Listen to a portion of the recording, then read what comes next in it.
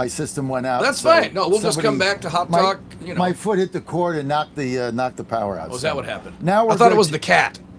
No, the cat's at home sleeping, I'm sure. Very good. Orange, my cat, There's Sammy. a really good joke here. I can't do it. I cannot do it. Let's do it. No. Do it, Saxman. It's completely inappropriate. I won't do it to your show. And I'm sure as heck I'm not going to pay the fine. Yes, don't do that. But my cat is orange and jobless. He is on perpetual welfare, just like the Somalians.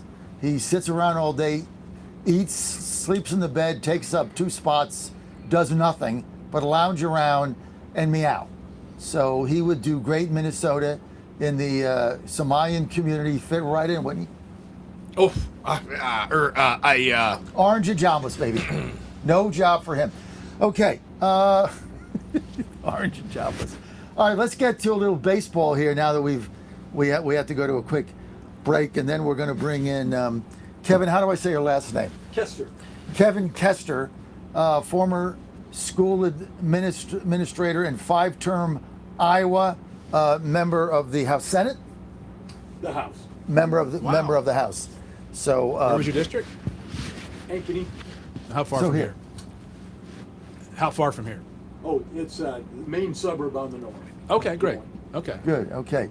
Okay, let's just get to some quick baseball. We talked about D1 baseball. I'm going to start with Saxman.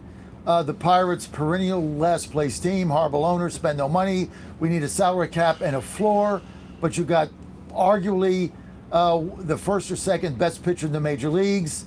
You just got somebody from Atlanta. Are you guys going to finally win some games?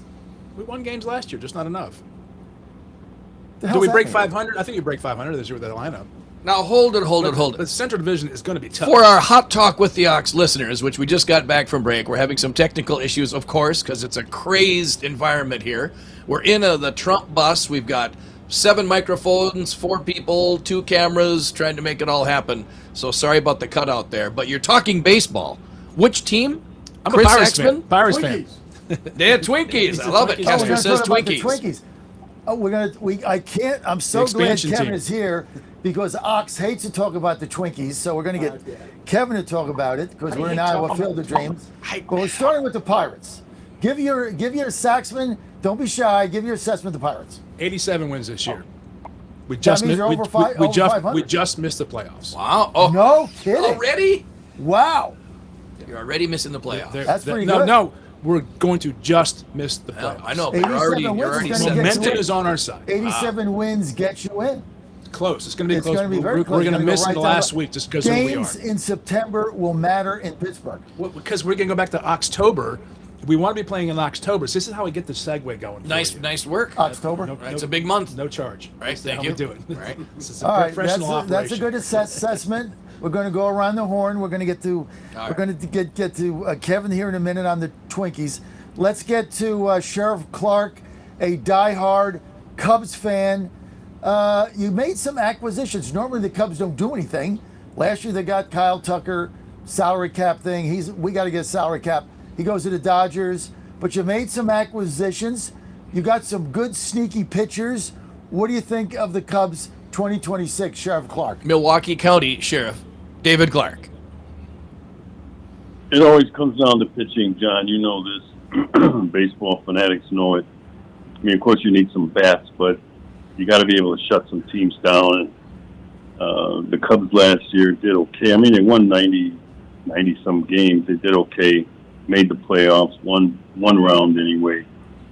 They picked up a couple of big bats. Bellinger's back, Cody Bellinger, and they picked up a pitcher. I think it's Ian. I think is his name. I mean, this thing is still in flux, so I don't have all the acquisitions down yet. We'll have to see. Hope springs eternal. Everybody thinks the team's going to the World Series, going to the playoffs. The Cubs made the playoffs last year, but that's not enough. They know what they need, and they need another big arm, and then they got to stay healthy. That's a big part of this too that everybody leaves out. The health. If you don't stay healthy, if your arms go down early, or you have these nagging injuries, one of your infielders pulls a hamstring or something like that early on, those things linger, and then everything goes to crap. So we'll see. I'm optimistic, obviously. Just build off of what You going to win the had division, last or year. is Milwaukee I don't know. keep trading their John, good players away? You going to win the for division or some not? reason, for some reason, the Brewers just have a stranglehold on that division. No matter what their roster is, they're not predicted to have a big year. They trade some big players. Freddie Peralta, they got rid of, who was the ace of their staff. And then you turn around, you look, and they win the division again. So I don't know. That's job one, is to win a division, but who knows with Milwaukee lurking around out there. All right, so Cubs, you're pretty optimistic they get in the playoffs again. They need a big arm. All right, let's go to Kevin. I got to say her name right. Kester, because it's spelt different every time I look at it. Kevin Kester, former school administrator, 5-term Iowa House servant, member of the House in Iowa. Kevin, thanks for joining us. Give us an update on the Twinkies. You still got Joe Ryan, but that's about it. Fire sale. Well, the good news is Roberto Clemente. is coming back. Dear and God, he's don't- going to play for my Twinkies, and it's going to be a good season. 90 plus, even better. He's breaking my heart. Yeah. Wow. Optimistic. 87 is a good number, but 90 plus. You must be a Pirates fan. I do like the Pirates. So how are the I've got Twins cousins. going to win 87 games? They have a AAA roster. Well, they win it one at a time. That is an optimistic fan. Yeah. I mean, if you It takes really an think- Iowan to be an if you optimistic think Twins the fan. Twins, they just fire sailed the whole team. They got 8 minor league players out of 9. But you think, because they're in a outside of School, Tigers suck. So and they got White Sox. They got Kansas Framber. City did nothing. So you're probably in the weakest division. That helps. I think so. Yeah. Yeah, but I like your optimism. You know, the wonderful thing about when spring training, when camp breaks and the first game is coming and opening day, the greatest thing about it is everybody's got the same record. Anybody can win, and optimism springs eternal. That's why I love spring training, and I love the opening game of the season. Okay, I've got Kevin's mic up as far as it's gonna go. So Kevin, you have to speak into it loudly. Okay, let's get to my team. Astros got my medallion right behind me. Got my hat from Saxman. I think we're going to win the division. I think we're getting to the World Series. I think we're going to win the World Series. I love our team. I love the pitching. We got this guy from Japan. I think he's going to be tough. Arrighetti is back. Hunter Brown's our ace. We got the best closer in baseball in Josh Hader. We got the best setup guy in Abreu. Altuve's back. Our DH Alvarez is back. He was hurt the whole season. We got Carlos Correa back from the Twinkies. Thank you for taking him and paying his salary. Twins, thank you for that. So we got Isaac Paredes. We had all those injuries. They're all back, and we got a 5-man rotation, 7 guys trying to compete for that. 3 are locked down. I love our team going into the spring. They were 22-1. Sheriff, 22-1 to win the World Series. When I won my Seattle bet, Seahawks, I took $500 of that. I bet on the Astros to win the World Series at 22-1. I get 12-5 coming back, baby. So I am fired up. So my prediction is we're going to win the whole damn thing and beat the Dodgers. And then in 2027, there's no baseball. So we're going to be reigning champions for 2 years because the lockdown will have that trophy hanging up in Dakin Park. And I don't even have to be concerned about 27 because there'll be no baseball. I can just hear the trash cans now. You guys are jealous. If you're not cheating, you're not trying. That's what Elon Omar says. Speaking of Elon Omar, I got to ask you this, Kevin. What do you think? How'd she get $30 million? She comes in there. She doesn't have a pot to piss in. 6 years later, she's got $33 million. And a winery. And a winery. How's that work, Kevin? Well, I haven't figured it out yet. Yeah, it baffles me. sorry. I think How do you think, Ox? there might be some fraud involved here. But if you followed her, one of the weird things about her is every few years there's some new scandal about how she came to this country. Did she marry her brother? Who paid for her college? Is she actually legitimately in the country? even the Star Tribune did a huge write-up on this. I don't know, years ago. The I Star mean, Tribune. they did multiple stories, and it just went nowhere. Now there's this new thing. How is she worth all this? What's with the winery? What's with the capital fund? If you talk to like capital fund managers, this is a little way above my head, but like there's no way you go basically from $0 to $30 million in a year or something like that. It takes a lifetime to build up. So it's really, really frustrating. Well, we've got a quick break we got to do, Chris, if that's okay. Yeah, we gotta get out. We'll be right back. We got a quick break. We'll be back. Former Chief of Staff with Terry Branstad, former gubernatorial candidate. Going to be really exciting to welcome Mr. Ullman joining us. And then Kevin Kester, former state representative. We are talking Iowa politics next. Stay with us. Okay, guys, great to have you on the John Fredericks Media Network and the John Fredericks Radio apps. We're doing a simulcast with The Ox. Hot Talk with the Ox. Ox across America. Great to have everybody with us, and we are live right here on the Trump bus in Clive, Iowa. We're going to be here all week. Tomorrow, Sioux City, Thursday, Mason City, Friday, back here in the Des Moines area. You can follow us. Just go to johnfredericksradio.com. johnfredericksradio.com. We have a full house. We got Dan Oxter. Obviously, he and I are simulcasting the show together, and then I can stay on an extra hour today with the Ox. Thank you for the bonus. We got another hour, and that's going to be fun as we broadcast our way through the United States. And we've got a great panel with us today. We've got David Ullman is joining us. David. Also, we've got Kevin Kester is with us. We got Ox and Chris Saxman. So we're good to go. Let's get started here. I got to do one thing, Ox, before I get started. This segment on the John Fredericks Media Network, not Ox, is brought to you by the Virginia Right to Work, the National Right to Work Association. Do you think workers in Virginia or anywhere in the country should be forced to pay union dues just to get or keep a job? 89%, Saxman, of Virginians say no. No. That was my poll. I know it's what your poll. I'm reading your poll. So you can believe it. The Saxman's I poll. believe my poll. You know it's I true. even bring the pollster on live to verify his own polling.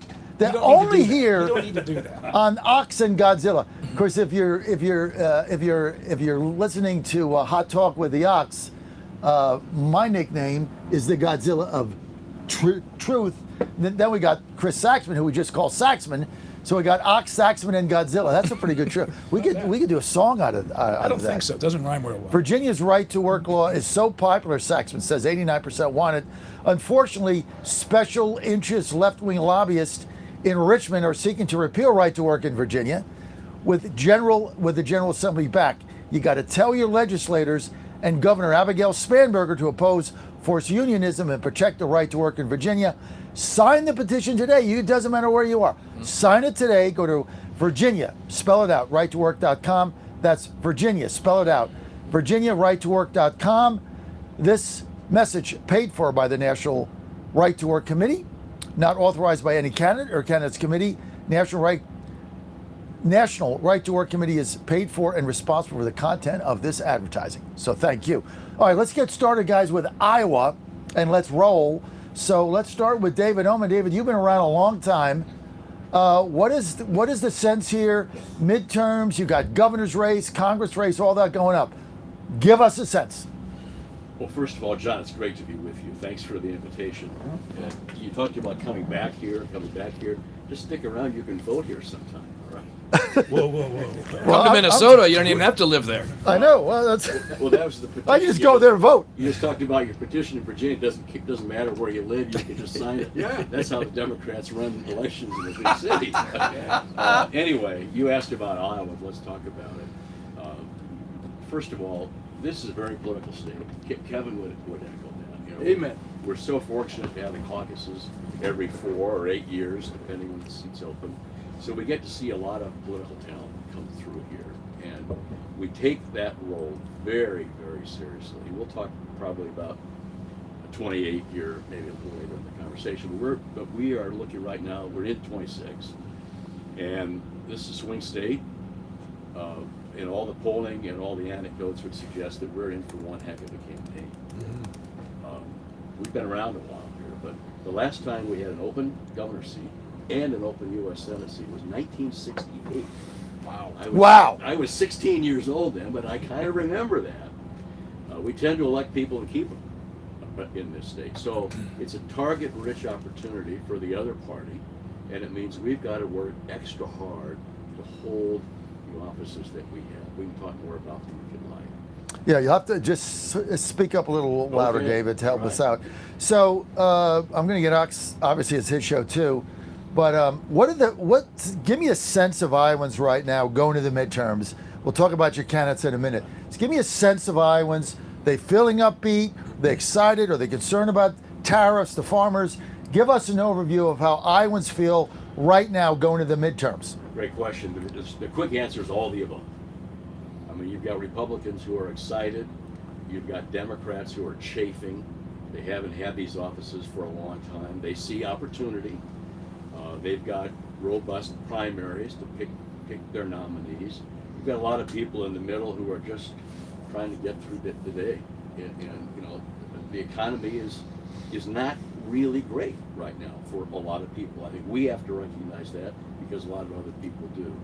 So you mentioned tariffs. In this state, that's a really important issue because we're one of the top ag states in our country. Right. Yeah. We can't make it selling all of our corn and beans and other produce and livestock. We can't make that selling around the Middle West or even around the country. Those markets are global. So tariffs and the impact of those tariffs matter a lot. The president was a couple hundred feet from here a week ago Tuesday over at the machine shed. And Will Kane show, and I asked a question of the president to best explain his tariff policies, because that has to be done here if we're going to have a good year politically. Ox. Wow, great point. And how will the benefits show themselves right in time for the midterms? That's the worry. Well, the honest answer is we're not sure. Right. Because you've got the president imposed big tariffs. China just shut down imports soybeans. We'll get it from South America. We'll get it from Argentina. Yeah. So then the president worked out a deal to sell soybeans. So the markets they're up, they're down, they're uncertain. What we need, what the ag guys will tell you, you can jump in too, Kevin. They want some certainty so they can predict ahead. Planting this spring, crops being harvested next fall. Where are the markets? What's the demand? What's the price point going to be? A lot of that's up for grabs right now. Would they be appeased by subsidies? Well, there've been some bones thrown to them. They'll take that, but they don't want that. They want more certainty. They want a certainty that these markets exist today. They'll be there tomorrow. We've got the best quality. We've got the ability to meet those needs in growing markets around the world. So subsidies come and go. Mm-hmm. But we'd like some, a trade policy. And the president's working real hard on this. And he's cut some good deals, and he's got good people on the task. That's really what would be the best answer for the people who live and vote here. Lots of conversation about if there's tariffs for one country, they can sell them to another country and have that be a pass through. The Philippines, for instance, Brazil? who's getting, Absolutely. so there is a way to get the goods to market. Will people who are selling the goods understand that that's happening, or will they still see it as an obstructionist policy? They'd rather have predictable, consistent trade policy that allows them to plan, a year ahead or 2 years ahead. That's what we're looking for. Right. You gonna win the governor's race? Well, I'd like to just say yes and call it good and ask for the next question, but it'll be a battle. We've got a pretty tough primary to get through. We've talked more about that. We've got a Democrat, young guy, who has more money than you can imagine. That's the auditor, right? That's the state auditor, Rob Sand, who has, let's just say, he's got some in-laws who have invested in him. Right. Okay, and there's nothing wrong with that. Right. That's allowed.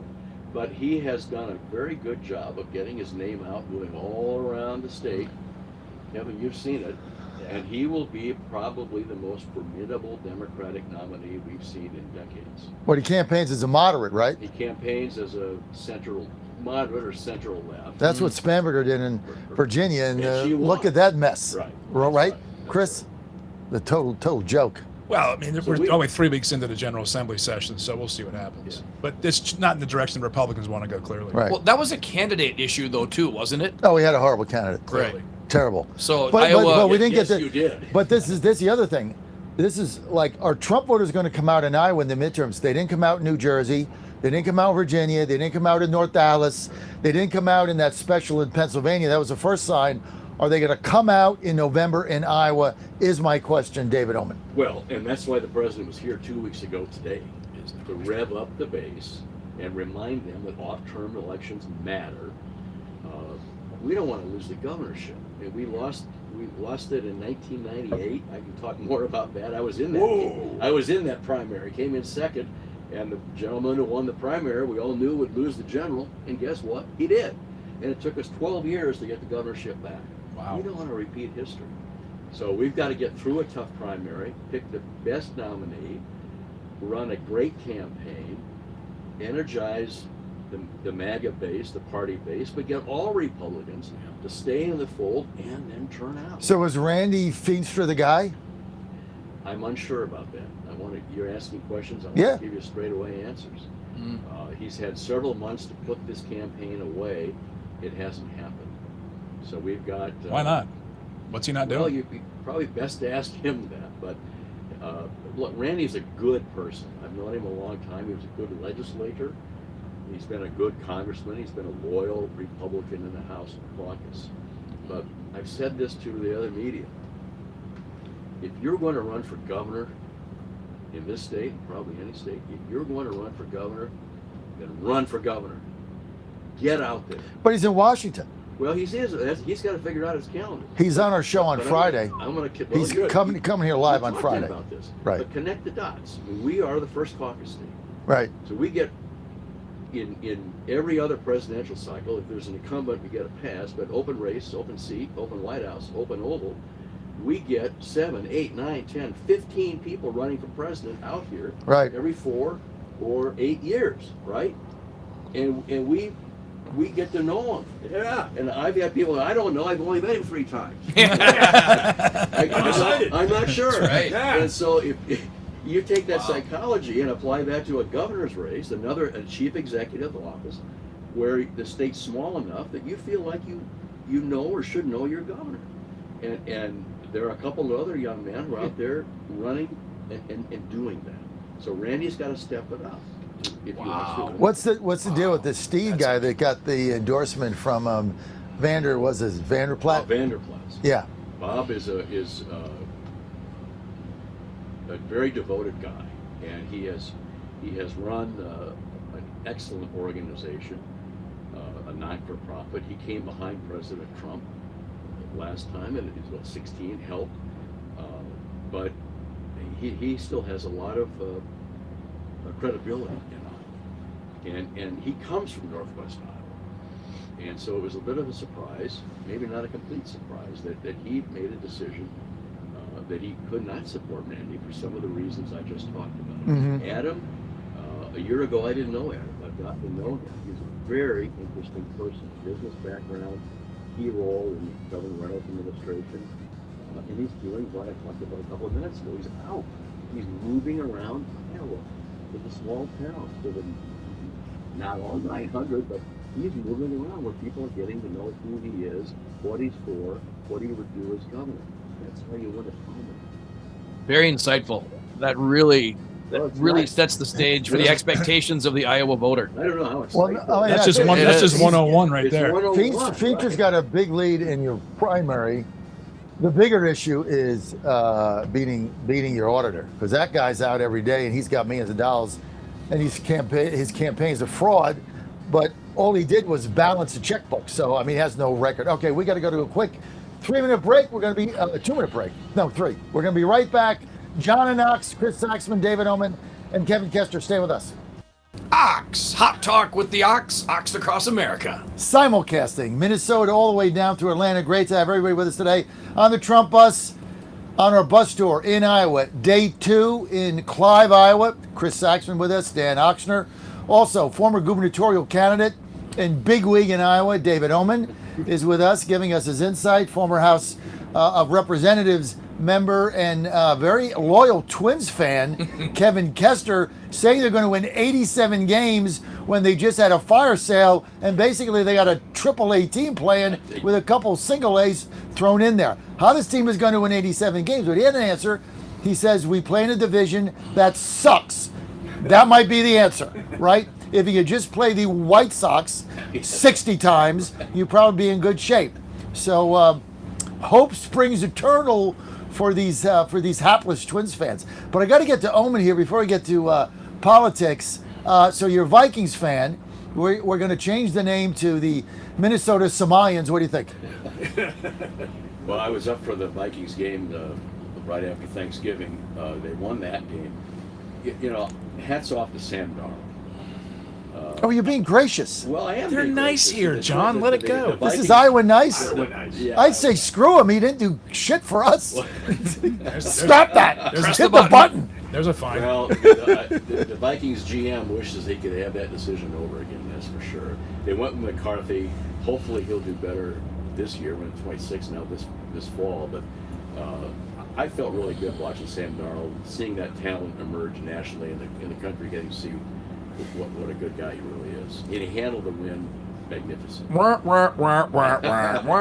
He was Thank you. He barely won the games last year. They had the same record that the Vikings did, and I mean, he was so flat, I thought, in the Super Bowl. But you know what? He's got the trophy. Well, I'm just giving you a bad time, David. He's got the trophy. He's got the ring. Absolutely. He took the team to the Super Bowl. Or they took him. I'm not Seattle sure. had played great defense. They were hot. That Yes. ball club is hot, for sure. Right. But we digress, John Fredericks. It's just We Minnesota. talk baseball. That's Spring training Minnesota nice. Spring That's training's very- around the corner. We can't talk baseball. I know we can. We just talked a little bit of it, but Why aren't we doing Kest- Across America, the mega bus tour, like in Florida or something, where there's baseball going on Kester right now? started it by telling me the Twins were going to win 87 I games. know The it. Astros camp over there. Oh yeah, where the Astros camped. All right. Okay, McCune requested you turn down your low frequency on your mixer. Like, how on earth do I do that? No. Ox got to come up and do it. I'll handle that. Whatever he did, McCune doesn't like it, so All right, you're here we going to go. fix Right, fix let's do that, this. Should be Right? this one. right? All right, good Let's job. try that. See how Okay, that Ox, works. thank you. All right. Taking orders from John McCune, like See how that works. everybody else. All right, David, let's get off baseball here, and let's talk about your Senate candidate, Ashley Hinson. Start with Kevin here. Great lady, but she's in Congress too. But nobody's complaining that she's not getting out there. Why? Because she's very active in the Cedar Rapids market. Yeah, she's a go-getter and has kept a lot of attention on her and on her successes. You think so? Is that the thing, Omen? Because Well, she seems to be everybody's favorite here. Yeah, Kevin nailed it. Look, we've got the tale of two campaigns right now, just to put right out there. That open governor's seat, open Senate seat. We talked about Congressman Feenstra. He's got time to turn it. But Ashley is running about as good a campaign as we've seen in a long time. She is everywhere. She grew up in the Des Moines area, so she's got friends here. She was on TV in the Cedar Rapids, Waterloo market. People know her. She's been their congressperson now for 6 years.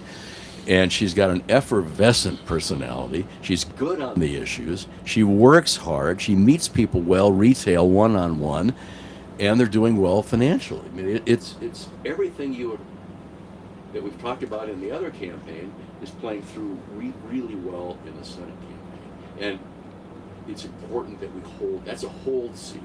Joni's seat. That's not a pickup. The country is counting on you. That's a seat we have to hold. Absolutely. And the Senate will come down to a margin. It's tight now. It'll probably be tight a year from now. But we got to have we got to have 51 plus. So we have the gavel and the committee chairs. Amen. Well, we come back after the 9 o'clock break, so everybody knows for the John Fredericks Media Network, we have an extra hour. Michael Leahy will be with us at 11 a.m. Eastern. So we're going to go with Ox here for another hour with Saxman. And when we get back, we're going to talk about the Iowa straw poll coming up. Who do you like? And Chris Saxman, tell us a little bit the poll you and I have got going here on it. And just tease it. We got a little shockers coming. How can people take the poll? Well, they can go to John Fredericks Media Network website, take the poll there.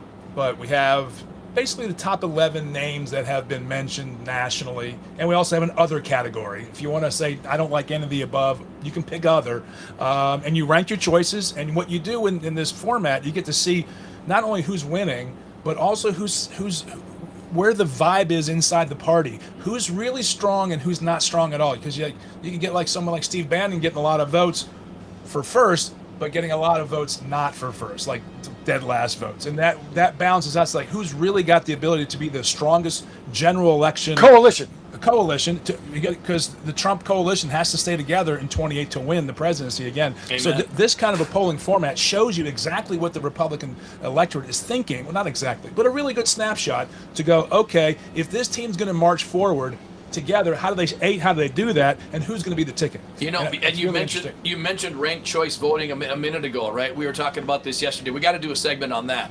I'm against it for the general election, but ranked choice voting is how you're doing this poll. We'll be back hour 2 for Hot Talk with the Ox Across America. Guess who's with us? We are simulcasting with Hot Talk with the Ox Across America. It is so cool. On the Trump bus, day 2, Iowa, Clive, Iowa. Thanks for joining us, all of Minnesota. It's great to be with the Ox here because you dominate Minnesota radio. You're the man. I'm telling you. Oh, yes, it's an honor to be with you. It's just crazy. We got a great show for you ask today. Anybody. Well, I ask anybody because we got the Ox here, and he's gracing us with his presence. Although, what did you order for dinner last night at the machine shop? I went with the catfish. Breaded catfish, yep, with the coleslaw, baked potato, delicious, and cottage cheese.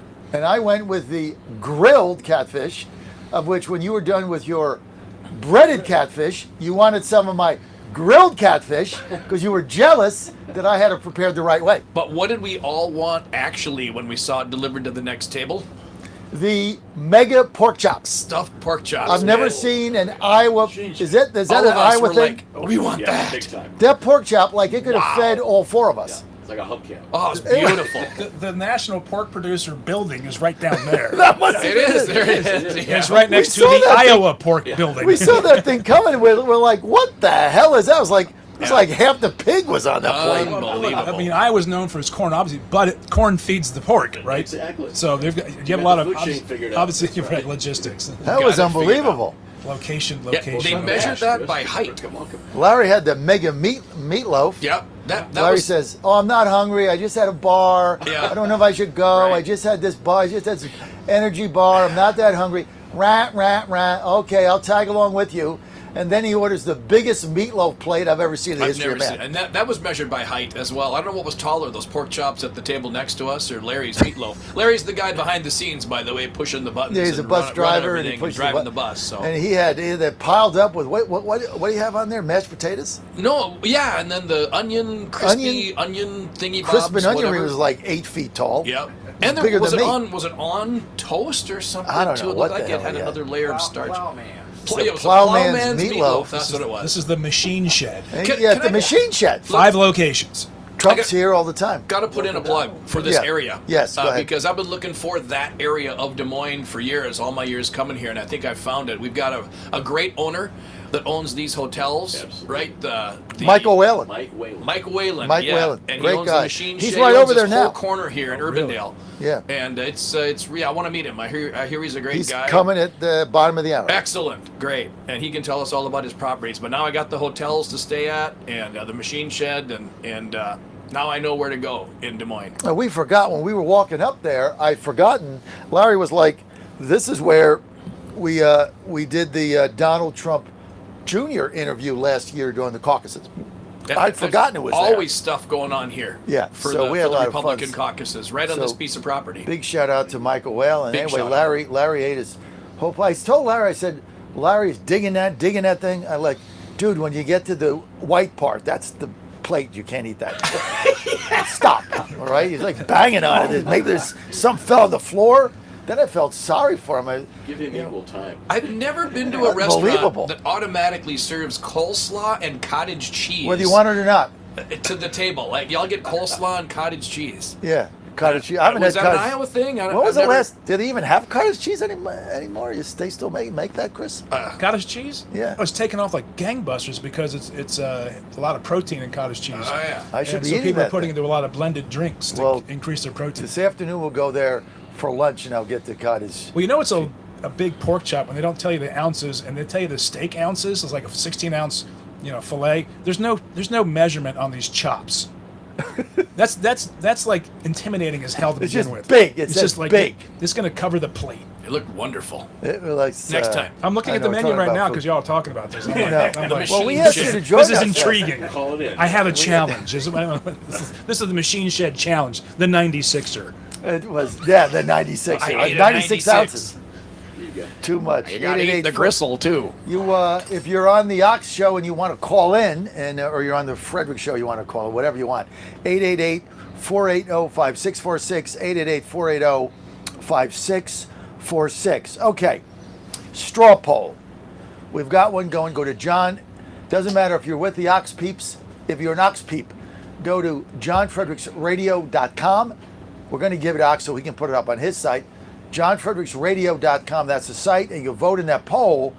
And it's pretty interesting because we got 11 candidates and we're trying to get to about 25,000 respondents. We're getting there very quickly, so just go to johnfredericksradio.com. You will see the poll right there and check that out. Let your voice be heard. And you can see it. We got Vance, Rubio, Cruz, DeSantis, Donald Trump Jr., Youngkin, Nikki Haley, Steve Bannon, like a shocker, Tulsi Gabbard, And other. Brian Kemp, Vivek Ramaswamy, and other. So others not someone doing very else? well in the poll right now. You can chip in there. But go to the poll and you can vote there. It's free, it doesn't cost anything. So it's not about that. It's what we're trying to get a feel. But Saxon, we're teasing this out. Then we'll get to some of these candidates. Yeah. The thing I love about this poll, the way you and I did it, is it builds a coalition. Yeah. Like you got to get your top choices. Where do they rank? And so it was kind of interesting the number of second place votes some of these candidates were getting.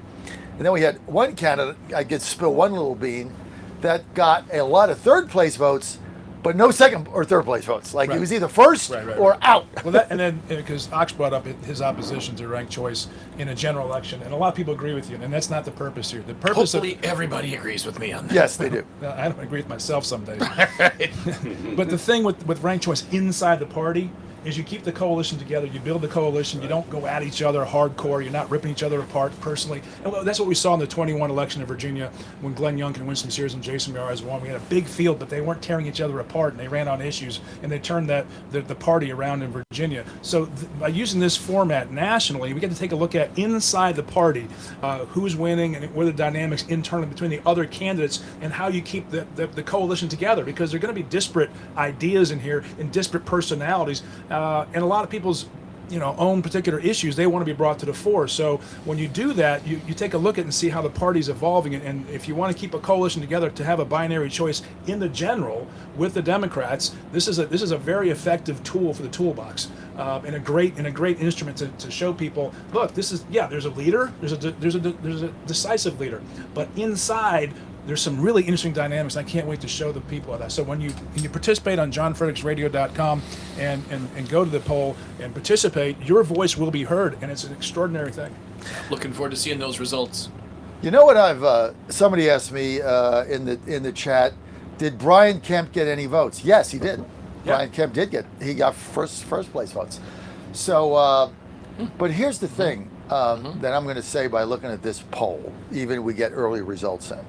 And then I'll open it up to David and Kevin here. I don't think Vance is a done deal here. No. I don't think it's a done deal. Yep. Okay, we're going to take It's a a quick floating break, and we'll get right back to David Oman. Go ahead, Tyler. Fredericks Media Network, this is a bonus hour. We're live on bus tour day 2, Iowa in Clive, tomorrow Sioux City. Follow us. Ox is going to be with us all 3 days. We're fired up. Just go to johnfredericksradio.com. You can get the bus tour there. Also, our poll is there, and you're also with Hot Talk with the Ox, broadcasting live in Minnesota. We'll do this in just another second as well. So, but yeah, we're trying to mesh our clocks together. So bear with us, JF viewers and listeners. We appreciate your flexibility. And John, thanks for making this happen. This is exciting to be on with the John Fredericks Radio Network and Hot Talk with the Ox Across America. We are here in Des Moines at the moment. Might be moving on to another town in Iowa for tomorrow. We're still putting together the details on that. Sioux City. Very special guests, though, John, in the Trump mega bus. We want also your buddy Chris Saxman here. So we got the Sax, the Ox, the Godzilla, right? We've got David Oman joining us and Kevin Kester. If I can, I got to throw a shout out to you, Kevin Kester. Kevin, you're a five-term state rep, former? Yes, happy to have been a servant in the state of Iowa. Well, you have been the mastermind, and I don't know what I would have done all these years. 12, we're trying to remember how many years ago it's been, but you've orchestrated and helped us with all of our broadcasts here in Iowa all these years, and still doing it this time. So thank you, Kevin. A lot of good primaries, a lot of fun caucuses, like a week ago last night in Iowa. Yeah, it's all about Iowa. So we're trying to learn about the psyche of Iowans and the upcoming, not only your midterm election coming up, but also in 2 years. You've got a big responsibility for the country, Iowans do. I'm good. Yeah. I'm just enjoying. No, I want to listen to the Iowans. This is our time to listen to Iowa. Yeah. So if you can, my biggest question is: are Iowans up to the task? Absolutely. I mean, this time around, He just right? flinched on that one. Well, the Iowa way is to spend a lot of time weighing each of them, and our biggest piece on the agenda next November is I believe it's the governorship, and we have excellent candidates. We have a good roaring start, but we have almost an uphill battle, even though we've had the incumbency for a while, and so that's it's imperative that we turn out as the other party will. And David Ullman, you were chief of staff for, was it Terry Branstad and other governors as well? Only two. I was former governor, the late Robert Ray, 5-term governor. I was his last chief of staff, and then Governor Branstad came in 1982 and asked me to stick around. And so I said, I'll do 2 more. I'll do 2 years. That will give me 10 years. That will be my 10-year term, and I want parole. I want to go back to the private sector. That's a lot. But Governor Branstad, won the governor's office, has the all-time United States record for gubernatorial service, 22 and a half years. Wow.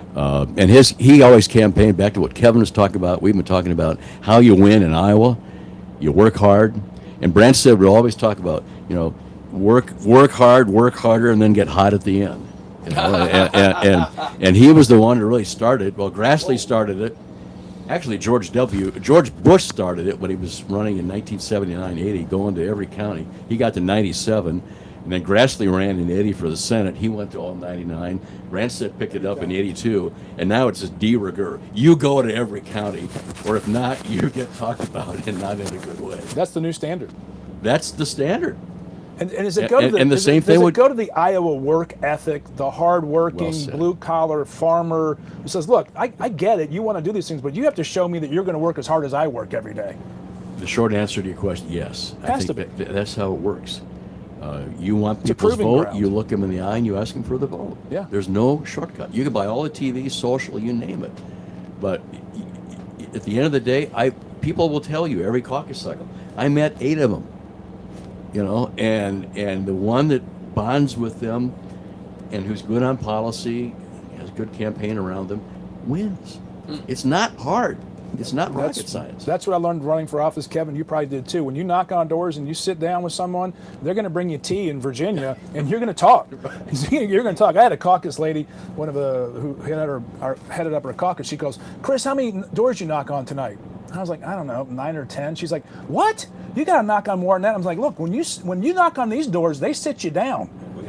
When you knock on doors in Northern Virginia, you're running through townhouses. You have to drive up a lane here, and they're going to sit you on their back porch and give you tea, and you're going to talk about the issues because you remember but that's what people talk about when they go to church and they go to the grocery store. This nice young man stopped at my door, blah, blah, blah. That's middle America. That's the beauty of our country. It's not unique here, certainly where you are, parts of almost every state. I use this phrase, we're a word of mouth state. We're a small state. We're 30th in population, right at 3 million people. And with 2 hops, you can get to about anybody. And if Kevin tells me somebody's a good guy, I'm probably inclined to give that person a look, and vice versa. Yeah. I'm going to test this microphone out to see if it's a microphone or if it was David. So tell me how we're doing here. Not getting it. I'm just going to have a bad mic. But Not getting it. yeah, you're not getting it. Oh, we got a bad. He was one of mine. It's one of the mics. Yeah, go ahead. Grab one of my microphones there if you want to, yeah. But yeah, that's an interesting conversation, Chris, that you're having with experience. I accidentally ran for office as well in a special election, so I did get the Republican endorsement for Senate, but I didn't win the election, unfortunately. But the door knocking, very much driving up and down the lanes. Right, this is Minnesota, right? So you still have to drive up and down the lanes. When you walk up to the door, they ain't inviting you in. Like, they don't know what you want. If they even answer the door, they're like, "Yeah, fine, give me your literature. I don't care." And it's sort of like we don't get the reception. Look, when like you knock- guys are when saying. you- when you- People don't want to talk the issues in Minnesota. 100%. Anywhere you go, if you knock on their door and say, "Hi, I'm Chris Saxman. Here's what I believe," they're going to go, "I don't give a damn." If you go, "Hey, I'm Chris Saxman. What's on your mind?" You ask them what's on their mind, and you listen. And then you respond. Listen. Right. That's what I That's did so wrong. important. And That's when what they I did feel like wrong. they're being heard, Right. then you can have that connection. Then they'll show up and vote for you. He really listened to me. Well, and I'm going to jump in. That's why Iowa is so good for this process, because we put that bar pretty high. I've been in New Hampshire the last 3 years, 23, 24, 25. We've worked with New Hampshire. I've kept those relationships. I'm out of the party role a long time, but they've become friendships. Sure. But, first caucus here, first primary there, they do it the very same way, Yeah. even maybe harder. They will really vet their candidates up there. Really? In New Hampshire, are you kidding me? Those town halls are tough. So it's a different dynamic. No, it's actually the same dynamic, but Oh, is it? the flinty New England guys, you really got to show up there, and they Not a lot of will room they for will ask the bravos follow-up question and the follow-up to the follow-up question. Really? So I'm sensing that you guys are having a really good time. Initially, we had you scheduled to be leaving here shortly. Any chance you guys can hang out for just a little while longer, David and Kevin? For a little while. Okay, a We'll be few more right back. minutes. Stay with us. Very good. The John Fredericks Ox. Media Network and the Ox. John Fredericks. Hot Talk with the Ox, Ox Across America, broadcasting from Des Moines with the John Fredericks Radio Network. Very excited to have us on the Megabus Tour, sir. It's great to be with the Ox again. The simulcasting, I think we're getting the bugs worked out. Yeah, but what by happens the is end of we the don't. show, we'll figure it out. Well, we don't do it enough, so then we forget what we did that worked. Right. That's the problem. Like, we had all these problems in Washington, we figured it out, Yeah. and then we forgot them today. Exactly. But we also all had been married to a long time. troubleshoot a We have cord, been, a yes, mic, and we got it all going. Now everything's working, and it's we've only got 25 more minutes. But it's all good. Hot Talk with the Ox stays on for another hour, though, John. I know, So another at hour. Hot Talk with the Ox after it's all over. Otherwise, KNSIRadio.com. You can listen live. Are you going to get our poll up there on Radio? Absolutely, we See, will. you don't Absolutely. control that, right? Because you got to go to somebody else, I go have to somebody people else, that do go to, that. you got Yeah, people. right. See, me, I just send an email to Ann, it gets up. That's what happens when you own your own company. Right. Get everything done, right? Nimble, baby. Nimble. By the way, we do follow E-Verify. Tyler, we had to check Tyler's papers and Larry's. It's all good. Larry, do we ever check Christine's papers? We never checked her papers. Oh, we got to look at that, Christine Bauserman. you By the boost way, Ox Bauserman, slightly my for me? political director, banned from the bus tours for life by Larry, our driver. Banned her. So, sorry, Christine, you're out. Larry threw you out. He rules the bus. Anyway, David Oman with us, and David Kester with Kevin Kester. Kevin Kester with us. Brother. Your brothers. Yeah, I want to get to immigration in Iowa. I want to get to deportations. You guys got a lot of farms. I assume you got illegal workers here. I just assume that. So we're trying to deport 20 million people. Before you guys got on, we had a huge debate on this. Me and your typical Chamber of Commerce, Main Street rhinos want the cheap labor. But I want them out. What is your position on, we got 20 million people here illegally. I'm not talking about the criminals. We don't want them out. We got 20 million people here illegally, David. Some of them in Iowa. What is your position? You want them to stay or you want them out? You asked a very interesting question for this state. Thank you. You may not know what I'm going to tell you, but the operative word, the adjective legal or illegal, matters a lot in this state. We are a slow growth state. Our population's been pretty much flat for some time. I'll do this as quickly as I can, but in the late 1970s, former Governor Ray, we talked about earlier, I worked for him, chief of staff, was the only governor in our country who at the end of the Vietnam War, Kevin remembers this, when the communists had won the Vietnam War and we were abandoning the country, there were South Vietnamese and some Laotian families who were allies, who had worked with us, who were in danger of losing their lives, of being wiped out, genocide. I'll shorten this dramatically, but the White House sent out a letter. Are there any states that would be willing to take some of these people who had been our allies fighting the communists? One governor, one state raised the hand. It was Governor Ray in Iowa. And we were able to resettle 10,000. We got the business community involved, the faith community involved, the local people involved, settled them around the state. It was marvelous. That number of 10,000 today is about 80 to 90,000. Third generation. It has grown. It has kept our state from having a net loss in population. So in this state, people remember that, and they look at those people as family, because they are. And they're some of the hardest working, most loyal, most pro-American people you've ever met. Now, you want to talk about illegal immigration? I think we line up with everybody else. There are questions about farm workers, just as there are in the Central Valley in California and along the Rio. That's a hard one because we need that labor. And I guess what I don't understand is you've had a legal process. It It has been successful for you. That's correct. They got you just outlined it. Yeah. It is now part of your fabric. It's part of your culture. Right. They've assimilated in. They're Iowans. Right. They're Americans. Yeah. Right. Legally. But now you got illegals. 20 million of them got here under Biden. God knows who let everybody in for cheap labor, cheap votes. We all know the song and dance. So you survive without the illegals. Now they're here. I don't understand why if you need more workers, just go through the process you've gone through since the 70s. This is what I don't understand. Here's the difference, and it's an interesting bifurcation in the reality. Y'all did it the right way. Right. Mm-hmm. We did. They went around and said, look, we're going to bring in people. What does the people of Iowa think? The people of Iowa collectively, through all the campaigns, said, bring them. We will work with them. That's exactly right. We will welcome them to Iowa. Right. And they were welcomed and they assimilated. Mm-hmm. Conversely, what happened at our southern border, they said, y'all come on. It's how they got here. And people said, whoa, that's just way too much. Right. We can't handle this, and we didn't agree to this. You opened the doors, and you didn't tell us you were opening the doors. So if we did it at your own homes, people would get like, you're out of your mind. Right. And it was just so much so quickly, and we had no say in the matter. That's the difference. It Y'all goes did it the back right to my way. comment, legal or illegal. Well, also, welcome. Right. It's not just legal. It's like, Good. we can welcome you into our homes. We can Right. welcome you into our businesses and our communities. However, that was broadcast and sold to the Iowa people, and they embraced it and so forth. And as a result, the people who came here were embraced and absorbed and assimilated. That's beautiful.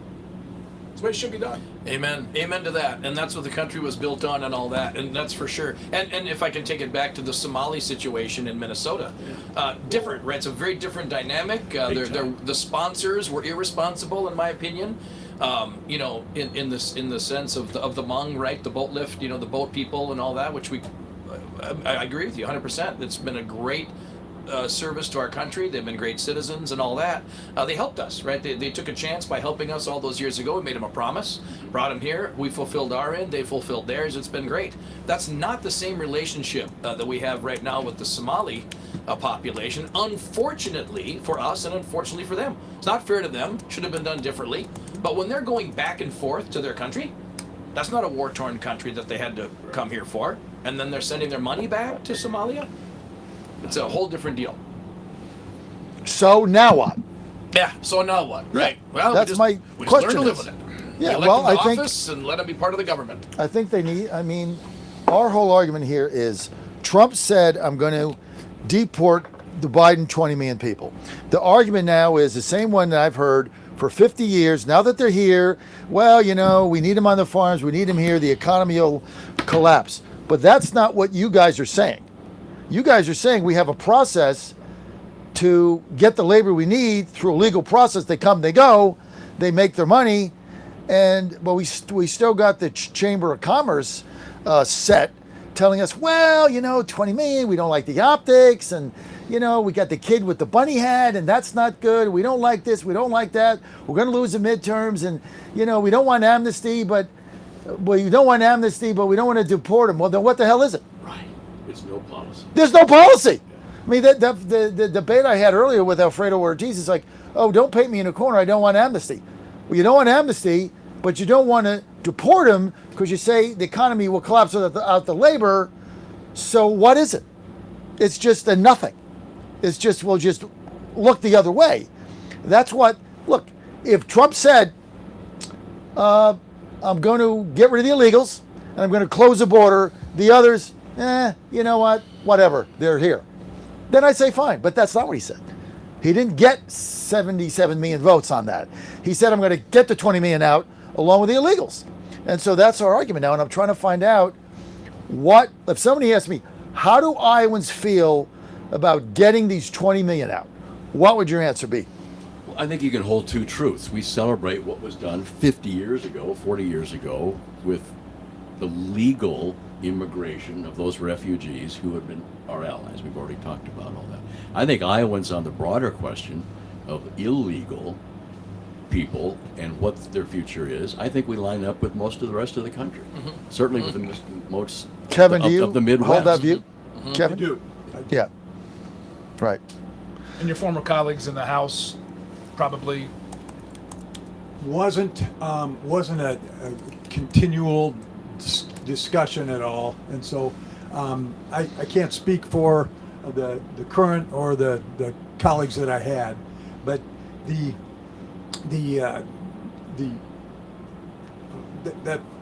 that's what I have. Right. Got you, guys. Because it's so hard to go back and think, well, what do my colleagues formerly would think about this, right? Because it's been so much since you left office. It's like a literal wave of immigration that hit that when Obama just opened the door, and Biden just opened the door, and like it's just too much. We just can't absorb this. And then you say, well, and then you're branded a racist for saying it's just too much. We just can't feed everyone at the table. No, if we had the current House and Senate members on this RV right now, we'd stuff the RV. But I think they would echo what I just said. Said. They would line up with the rest of Americans that enough is enough. And again, it goes back again. Are they here legally? Or are they here illegally? And if it's the latter, then what do? There are consequences for breaking the law. So this is fascinating because Iowa, farm country, needs the labor. You guys did it the right way. You absolutely have the model here, right? No doubt about it. And so I can't figure out, what the Chamber of Commerce said is The model, like with work visas and agriculture workers, they did it the and right way. migrant workers coming in and out, moving through. Yeah, and those that stayed, they voted on it in the House. They wanted him. They assimilated, right? They went to Iowan schools. They learned English, and all that good stuff. We talked about tariffs. We put it in the context of, look, these farmers out here, they have to start planting soon. They have to start planning to plant and buying the seed and getting everything ready to go. That's done Same thing now. happens with labor. You just can't go, we're going to put the crops in the ground, we're going to raise the livestock and not have labor to support that. So it's you just don't hit the switch. These things take a long time before you can go to market. No, amen. If I can, fellas, on that poll that you guys have, Chris and John, besides the presidential preference poll, it also asks what are your top 4 concerns for, if you will, what you want the government to focus on moving forward. One of them, taxes, right? Taxes and spending, and also the national debt. I mean, those used to be the number one, number two conversations. Well, that was certainly in the '90s. And now we're having these conversations. That I mean, was does Ross anybody care about Perot's. the debt. Yeah. That was Ross Perot's impact in '92. All of a sudden, Absolutely. both parties got fiscally, literate and decided to do something. I did some volunteer work in like 2017. Post caucus, post election, all that.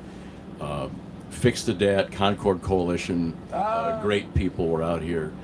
We had them at the state fair, and we had a lot of volunteers, and we were able to raise the visibility of that issue quite a bit. And that was not a hard one to talk about. Where it gets hard is when you start to figure out how you fix the debt. What do you cut? What taxes do you raise? What happens in the middle? And then everybody just runs away. And we see that play out year after year in Congress. And you keep thinking we can't go much more. But what I remember at the Des Moines airport, you're driving, so you maybe not going to catch a plane, but there's a billboard that we put up 9 years ago that's been there the whole 9 years that has the clock, the debt clock. You've seen it in Times Square for occasions. And the numbers just boom, boom, boom like that. And that started in 2017. It was 17.9 trillion. And we were aghast, like, oh my God, can you believe that debt and the run-up? And now you go by it, it's 37 trillion. 38.6. 38. Well, it's been a few months since I've been. Ouch. But you look at it and you just go, my God,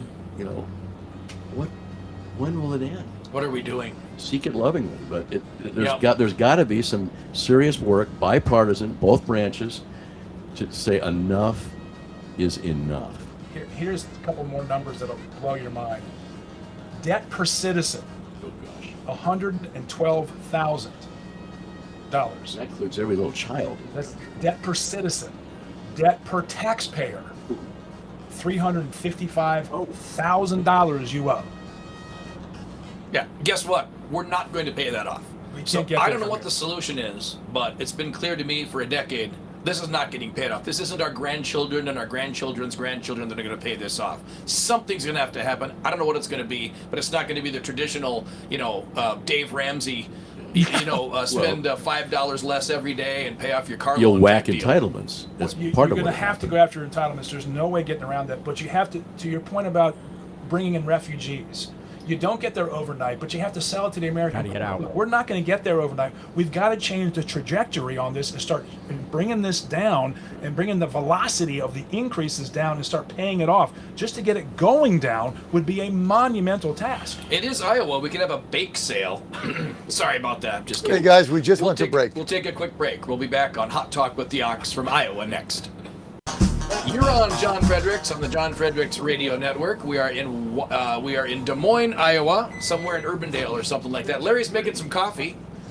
This is good. Hot Talk with the Ox, part of Ox Across America. Not sure if we're back on my show yet, but we're on your show, John, and we're on TV. But the sad part is, John, the real good-looking guys in this megabus are not on camera. I know. Why is that? Why we we've screwed that got up? David Oman and Kevin Kester. I mean, these guys are like, poster children. We sell frames with pictures of these guys. We're going to call our agent. Sorry about this. Yeah. Failing to plan is planning to fail. I think this is trouble. So next I time we think got I to get think you these should guys call. on I camera. think what you should do, as soon as you get out of here, Kester, first thing you do is you call the owner of the Twins. What's his name? Polad. Polad. Yeah. You were close. You call Polad and you say, "Hey, listen, I went on national radio and TV. I just said your sorry ass team is going to win 87 games. You really need to get me in your front office.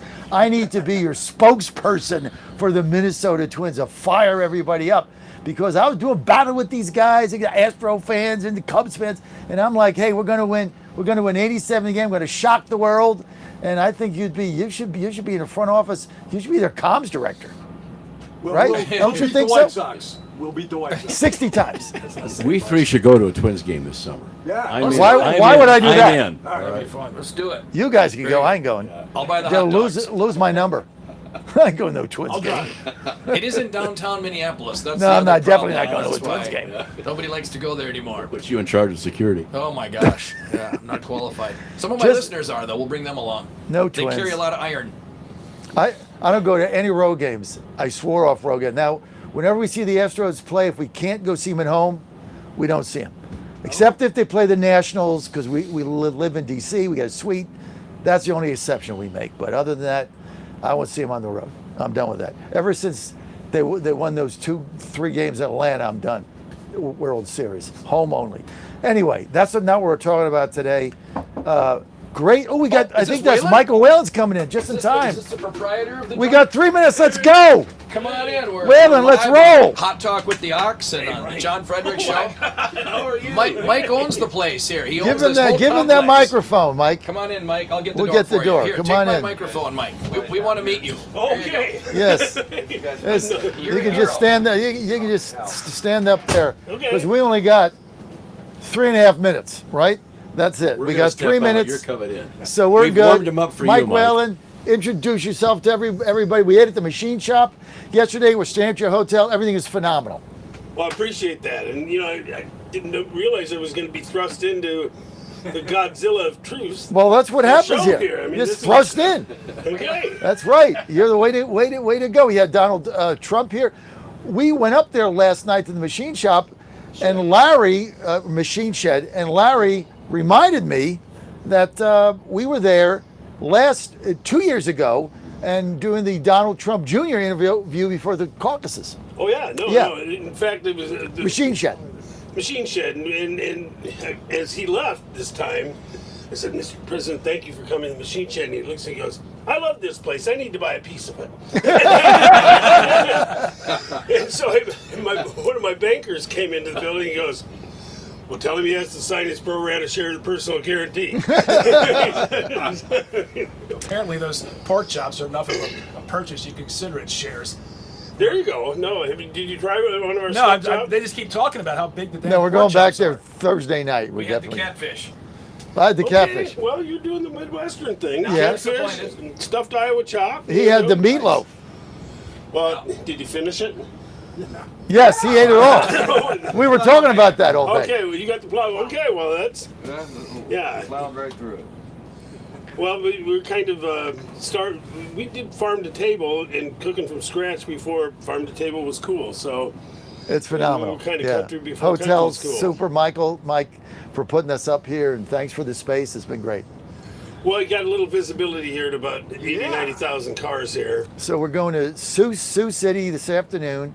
Then we're going to where is it? Mason City. Okay. Then we're coming back here Thursday night, and so we'll still. I think we'll stay at the other hotel Thursday, right? The Revon. How do we say that? So, Mike, for my Hot Talk with the Ox listeners in Minnesota, we got about 30 seconds. Give us Okay. your 2 hotels and the machine shed right Well, here this in is right here, Riverdale. right here at Living History Farms, which is dedicated to the history of American agriculture. We have the Iowa Machine Shed Restaurant, which is iconic.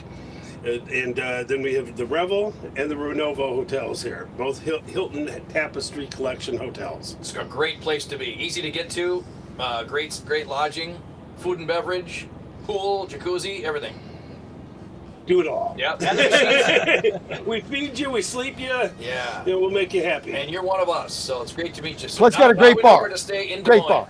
It is a cool bar. It's a isn't cool it? bar. It's a great bar. It's kind of one of those little kept secrets that the It's bar a at great Revel. bar. Yeah. Great. Yeah, It's a great well, bar. thank you for having us on, and thank you for spreading the word. I know that J.C. Sherman, the guy who does all the lead activity work for the president, said that President said you get a lot of credit for Pennsylvania. Thank you. Hour 3 Hot Talk with the Ox next.